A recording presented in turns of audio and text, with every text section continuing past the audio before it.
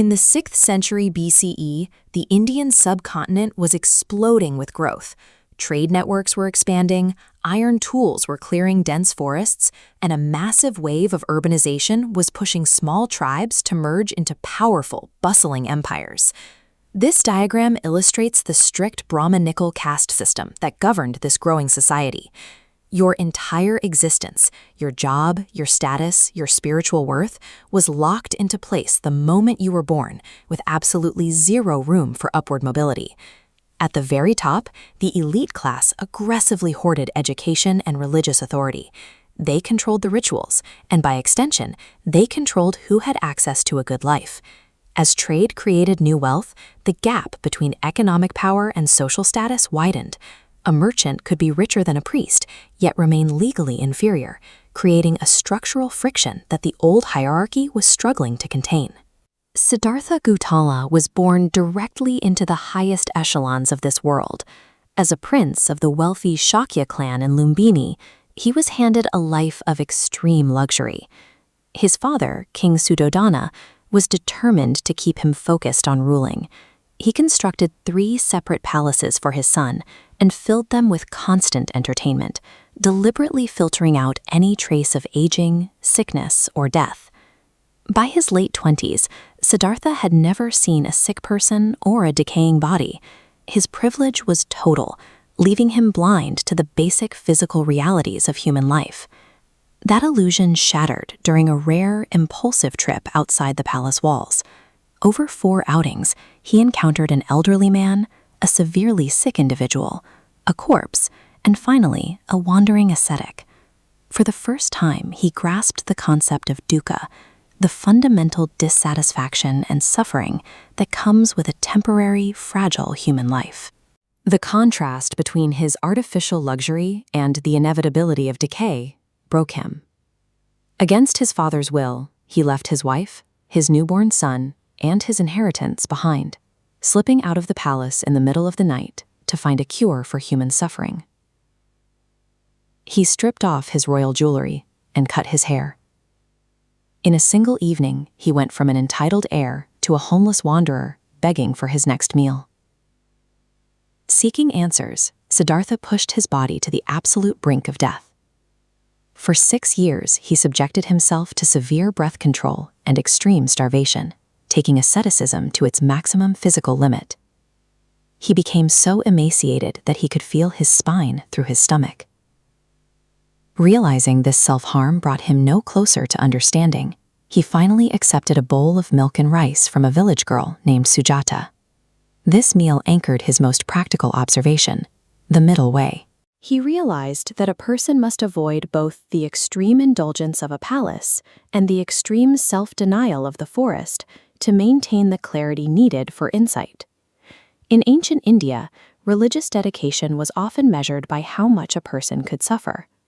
Choosing to nourish the body to focus the mind was a quiet, direct departure from the established spiritual practices of the time. With his strength recovered, he walked to Bodh Gaya, sat down beneath a Bodhi tree, and made a vow. He would not stand up until he had pierced the ultimate truth of existence.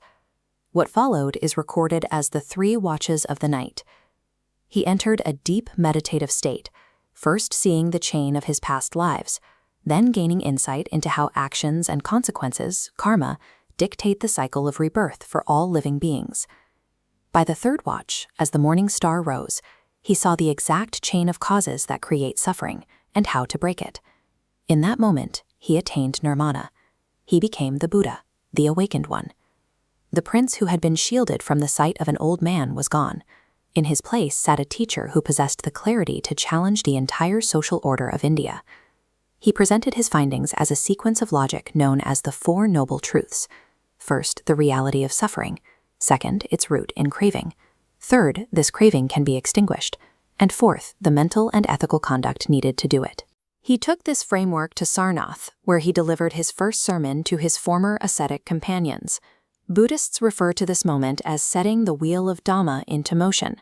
He had translated a private meditative breakthrough into a public analytical system. It didn't require divine favor or high caste birth. It only required the user to follow the logic of their own experience. The Buddha explicitly rejected the social pyramid. When he built his monastic community, the Sangha, he stripped away all titles and castes. For the first time, a laborer sat as an equal next to a warrior. Spiritual mobility was dictated by personal conduct, not birth. He pushed these boundaries further by establishing the Bhikkhuni Sangha, an order of nuns. In a society where traditions restricted women to domestic roles, they were now permitted to study and achieve spiritual independence. By treating human worth as a matter of action rather than birthright, he provided a model for social mobility that defied the structural oppression of his time. This emphasis on nonviolence and honesty made Buddhist teachings incredibly popular with the rising merchant class. Monasteries naturally evolved into safe havens along major trade routes, providing logistical support and mediating local commercial disputes. The wealthy merchant guilds helped fund massive residential universities like Nalanda, which could house and feed thousands of students and teachers at a time. The monks preserved texts in the languages of the common people, rather than elite Sanskrit. They opened up knowledge to the masses, teaching practical sciences, medicine, and administration alongside philosophy. What started as one man's quest for inner peace had scaled into a primary intellectual and economic engine for the region. At the age of 80, the Buddha died in Kushinagar. His cremated remains were distributed and enshrined in stupas across the subcontinent.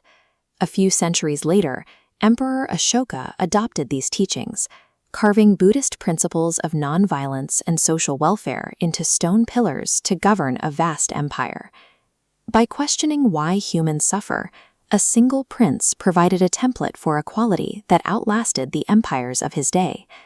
His insight proved that a society could be built on something other than the circumstances of one's birth.